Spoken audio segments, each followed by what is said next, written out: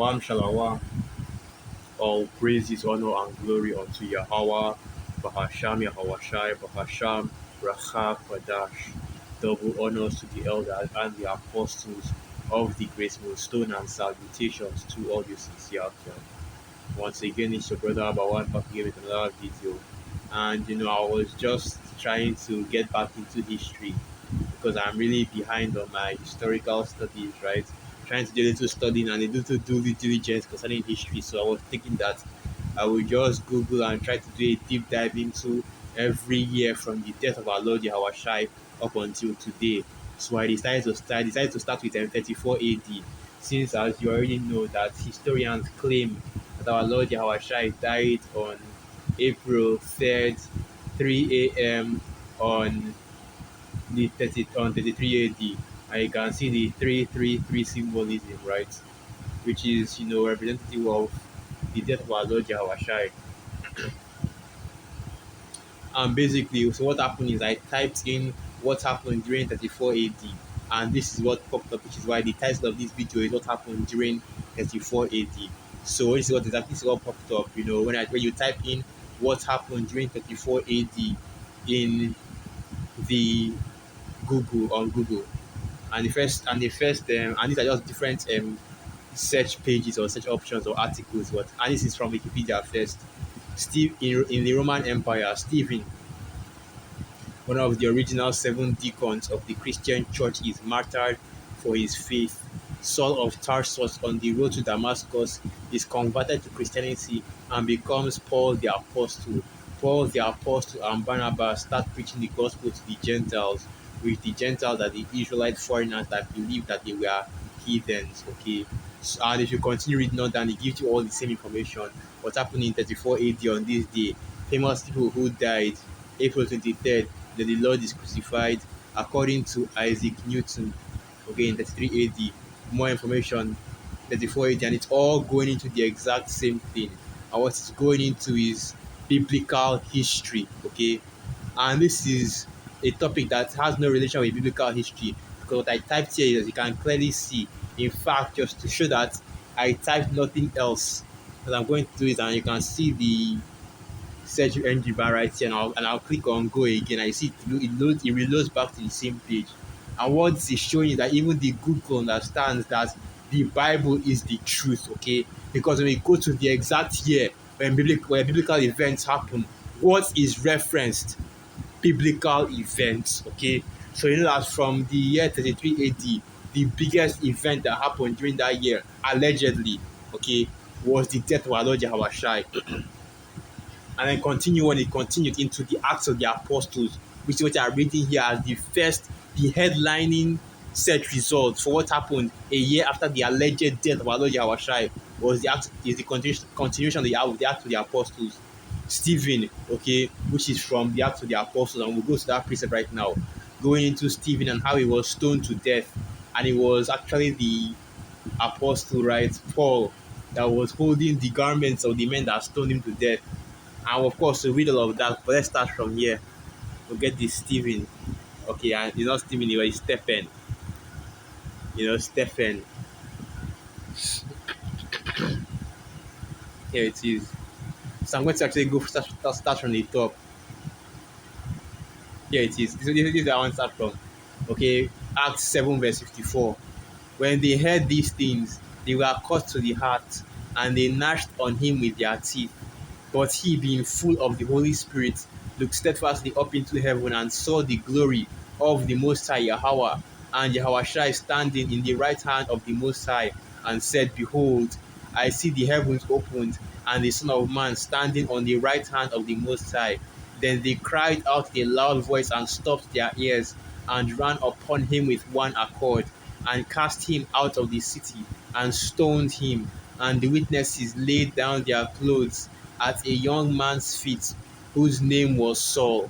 And they stoned Stephen, calling upon the Most High, and saying, Lord Yahushua, receive my spirit. Okay, and this happened, a year after the death of our Lord Yahushua, where you had the disciples beginning to establish the ministry and to preach unto our people, okay, the Israelites, so-called Negroes, Latinos, and Native American Indians, of the same gospel that we are giving you today through the elders and the apostles of the great millstone and the men of the great millstone. And Stephen, he got put to death, persecuted by his own people for teaching the exact same doctrine, for teaching the 100% truth of the Most High Yahweh Hashem Yahushai, okay? And the Saul that is being spoken about here, where all the witnesses laid their clothes at his feet, is actually the Apostle Paul. So he witnessed the death of Stephen, and he was also persecuting, you know, Jake that was in the truth. But eventually, the Most High Yahweh Hashem Yahushai turned him into the truth as well, because he was doing it in sincerity. Okay, but now back to the major topic at hand. Later, you will hear all these atheists and all these unbelievers, Islam, Muslims, and everybody that is against the Most High, right? All these pagans and these bogouts and reprobates, and they'll tell you about how the Bible is a book of fairy tales. But just put any historical dates in which biblical events occurred, and the headline that you will see on the search results is biblical events. Okay, there is no secular records of the death of Stephen, but yet here it is prominent on the on Google as a search result for a major event or something that happened in 34 AD. Okay, after the death of our Lord Yahushua, the ministry of the Apostle Paul, another big event that happened during 34 AD. This is all going into biblical events, showing you the Bible is not only the Bible a history book, but it's also showing you how influential the scriptures really are. Okay, and Esau, as usual, he's just watching the movement of our people, constantly watching and seeing what Jake is doing. Okay, so now the next article I want to actually get is this right here, and this is going into world history from 1 to 100 AD. And now listen to this, okay? And this is a summary of world history from 1 AD to 100 AD. Yahushua is born, and it says Jesus Christ here, but his true name is Yahushua. Yahushua is born, Herod deposed, tribes destroy 3 Roman religions, Sin dynasty, Tiberius, and it goes into some Roman history, and it also goes into the fall of Jerusalem in 70 AD, which of course was prophesied by our Lord Yahushua as sorry, I forgot what that was. So let me go and get that in the book of Matthew 24. A good excuse to read the precepts. Matthew 24, the desolation of the I forgot what they call it, the decree of desolation or something like that. Okay, the abomination of desolation. Matthew 24, verse 15. When ye therefore shall see the abomination of desolation, spoken of by Daniel the prophet, stand in the holy place, whoso readeth, let him stand. Then let them which be in Judea flee into the mountains. Let him which is on the housetop not come down to take anything out of his house. And this is of course talking about 70 AD, the siege of Jerusalem and the destruction of the temple. Okay, so let's read some of these, the summary of all the things that happened from 1 to 100 AD. And of course, you only go to the biblical points, anything that involves the secular history, you won't touch on it too much. So 1 AD, Yahushua, and it says Yahushua was born on December the 25th, which is of course is off because if I recall correctly, during 1 AD, what was in use was the Julian calendar, okay? And the Julian calendar ended October the 25th. The Gregorian calendar, which has November and December, was not in effect until I believe that was 1500 or so. Pope Gregory was the one that brought forth the Gregorian calendar, and thus it was named after him. So let me see what I can find the timeline of the Gregorian calendar. Let's check it out. Okay, here it is. Let me see if we can guess the timeline of the Gregorian calendar. Okay, 1582. The Gregorian calendar is the calendar used in most parts of the world. It was introduced on February 24 with a papal bull and went into effect in October 1582. So it was actually the Gregorian calendar was begun to be used in the 16th century, and it's the first century AD. So there was no December. So this is actually a false date, which which is why we tell you Jakes out there not to celebrate this Christmas, because what it really is a pagan holiday, and it is it's a pagan holiday, okay, celebrating to celebrate and commemorate the winter solstice. But let's continue reading. 6 AD, Herod deposed. Herod Archelaus was deposed by the Roman Emperor Augustus because of Herod Archelaus' brutal treatment of the Jews of Judea and Samaria. And of course, you know this history as well. That Herod the third, I believe, Herod the third, Herod the Herodian dynasty, and how they treated our people because they were Edomites. You go to the history of the Herodian dynasty, and I've actually done a video on this before. Their bloodline, their family line goes back to a man called Antipater. Antipater the Edomites, okay? I'm not going to use Idumean because that is a term that Esau created in order to sow confusion about who the Edomites truly were. Antipater was an Edomite, okay? And his son and he created the Herodian dynasty, which Herod and his children, brought all kinds of hell upon our people. But even to the point where Joseph, which is our Lord Yahushai's father, okay, biological father, was terrified of Herod Archelaus even after his father, I believe that was either Herod the third or Herod the second, died. Okay. And that is in the book of, I believe that should be the book of either Matthew. I believe that is the book of Matthew or Luke. And that's a little bit of biblical history right here as well. So let me just quickly jump to that and see if I can get that. That should be Matthew 1.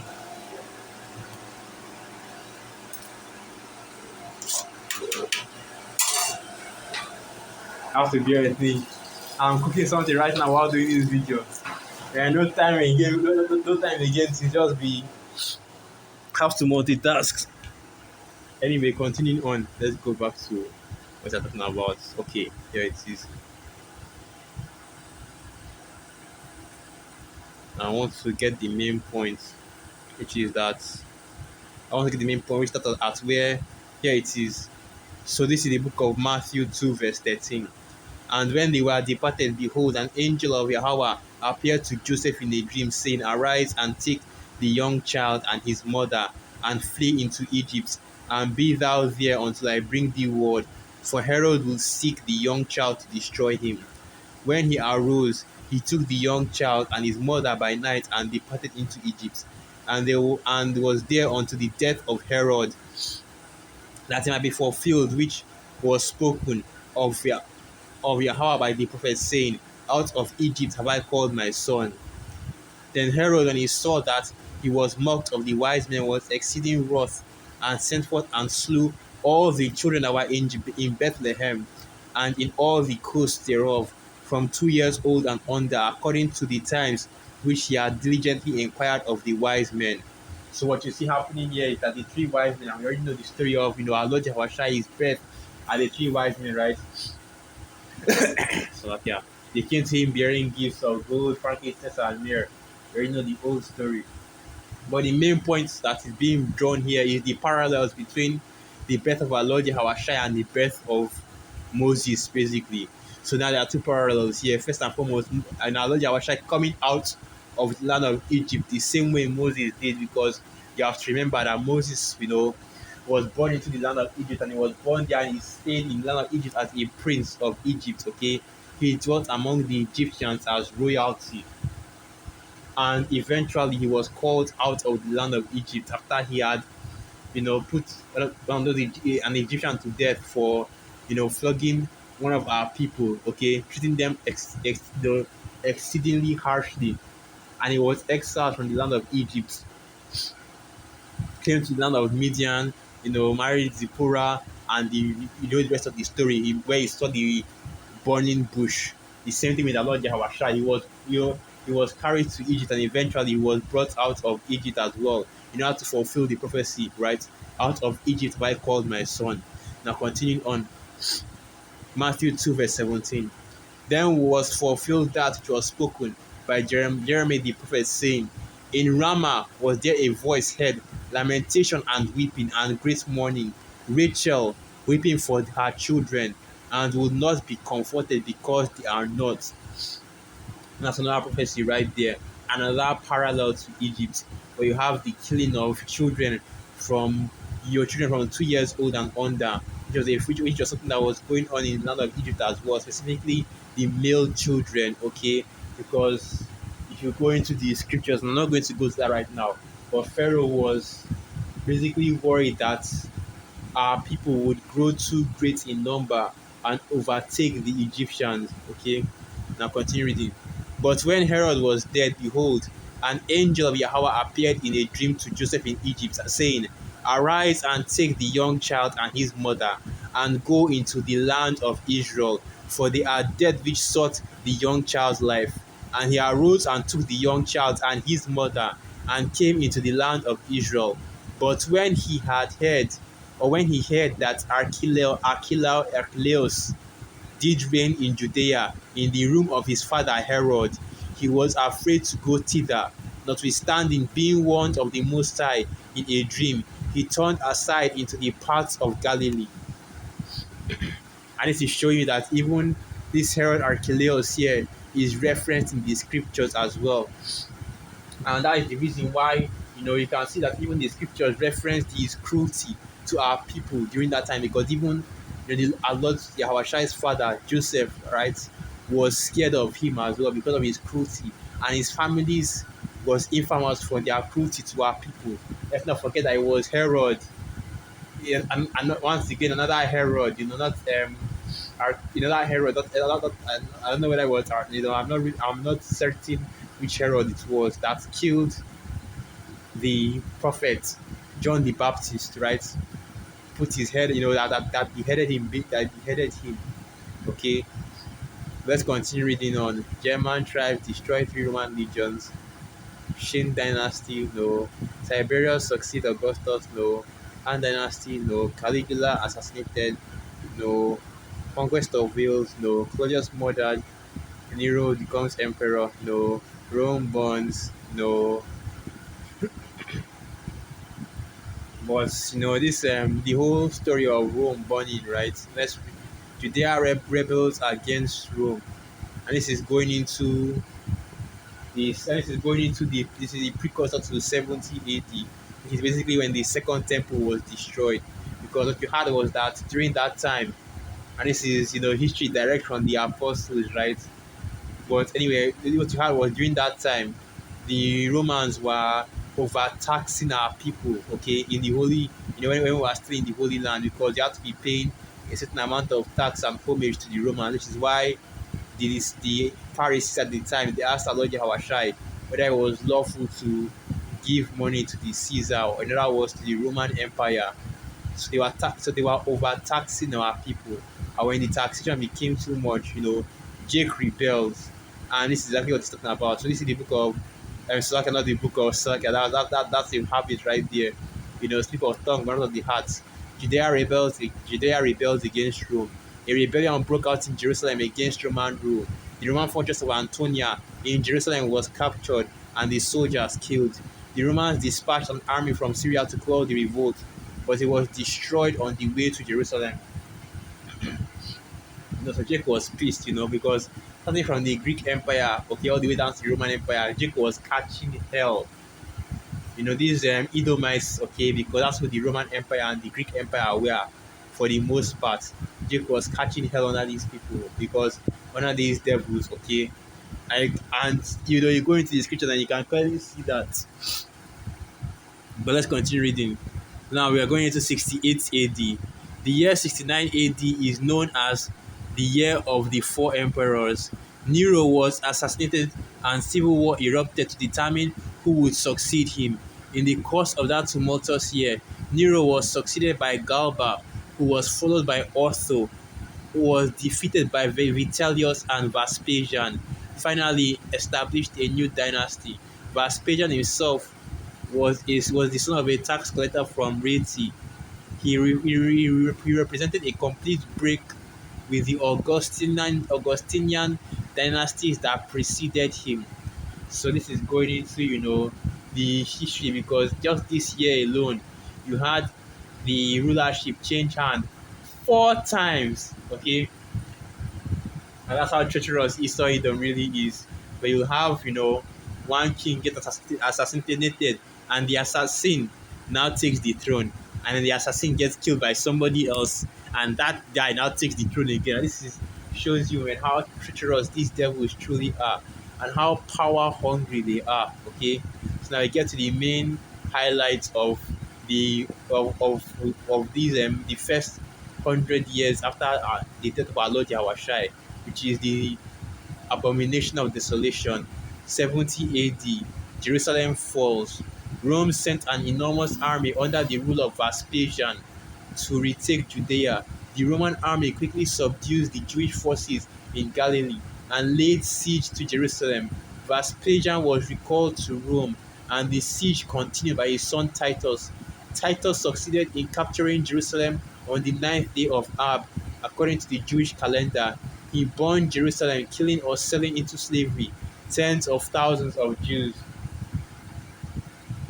And this, of course, makes me think of a precept, a nation shall come over thee which thou knowest not, as swift as the eagle.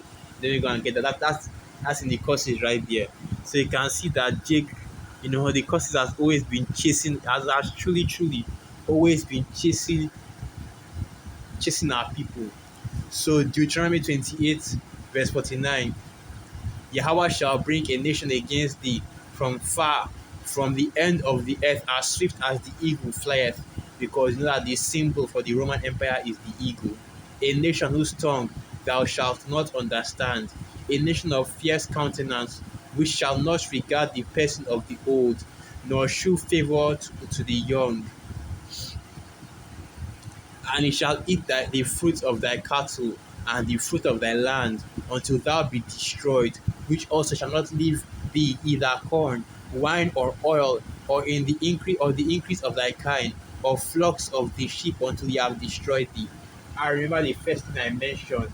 The reason why Jake had to rebel against the Roman Empire was because of the overtaxation. The Roman Empire was overtaxing our people, and Jake had enough of that and decided to rebel. And now continuing on, Deuteronomy 28, verse 52. And it shall besiege thee in all thy gates, until thy high and fenced walls come down, wherein thou trustest, thou throughout all thy land. And it shall besiege thee in all thy gates throughout all thy land, which Yahweh thy power hath given thee. And this is why you have the Ark of Titus, to commemorate the fall of Jerusalem, the fall of our people, okay? Selling our people into captivity, which also contributed to the scattering. So now we continue reading. 73 AD, Masada falls. The fortress of Masada, occupied by Jewish zealots. These were Jakes, okay? They are trying to misconstrue and make the small hearts seem as though they are the ones that have this history. But this is our history, okay? The Israelites, according to the Bible, the so-called Negroes, Latinos, and Native America, this is our history. This is our fathers going through these things. They're going through these things by the hand of Esau Edom. The fortress of Masada, occupied by Jewish zealots opposed to Rome, held out for 3 years.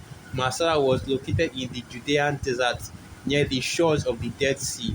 When it became clear that they could hold out no longer, the defenders of Masada committed mass suicide rather than become the captives of the Romans. And ultimately, during this period, our people became scattered throughout the four corners of the earth. Jake was completely, Jake had become scattered, and Jerusalem was no more.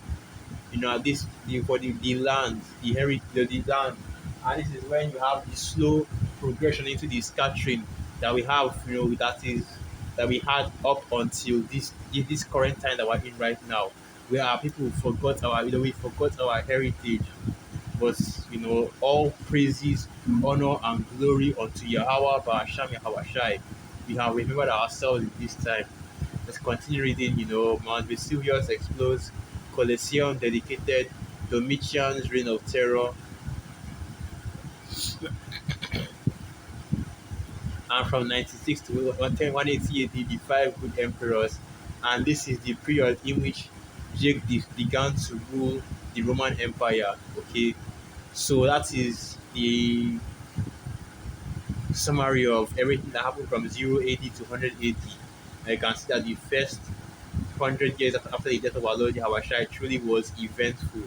Okay, but the main point is this: whenever a biblical or whenever a period of time in biblical history is typed, whenever a year in which biblical history occurred is typed in your search engines, what you eventually see is biblical references, okay?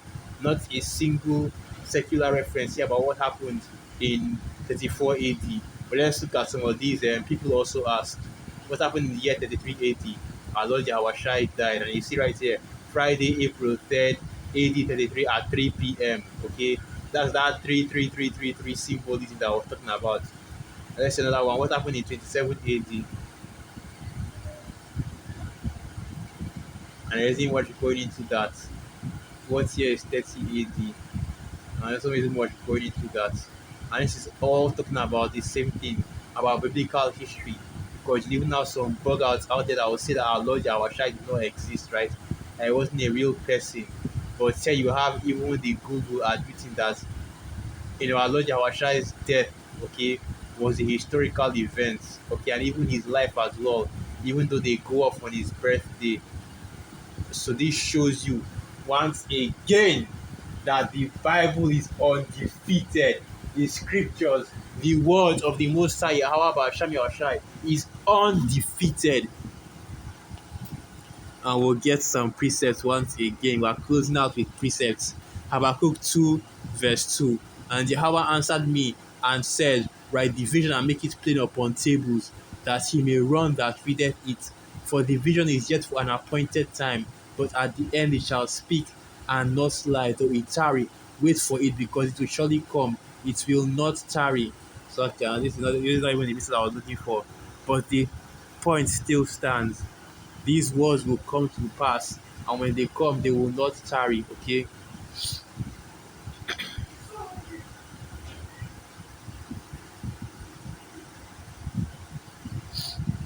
So yeah, I want to get it that these words are faithful and true. We're not trying to be fancy. Let's just get the normal precepts that I usually get to show that the word of the Most High Yahweh Hashem Yahushai is true. Okay, an accurate testimony and an accurate testament of all the things that happen on the earth. Okay, this is a book of history because the words of this book are true. So let's see the book of Isaiah 55, verse 11. So shall my word be that goeth forth out of my mouth. It shall not return unto me void, but it shall accomplish that which I please, and it shall prosper in the thing whereto I sent it. And even the scriptures gives you details concerning the past, the present, and the future. There is no greater book than this Bible right here. Okay, which is why we always urge our people to pay attention when the scriptures are being brought out. But it's not. You know how it is with Jake. They don't want to hear the word of the Most High Yahweh Basham Yahushai. So with that, I'll end the video right there. All praises, honor, and glory unto Yahweh Basham Yahushai, Basham Rakah Kodash, Wa Abad Papa, and through the spirits, I hope you actually you are quite edified. Shalom.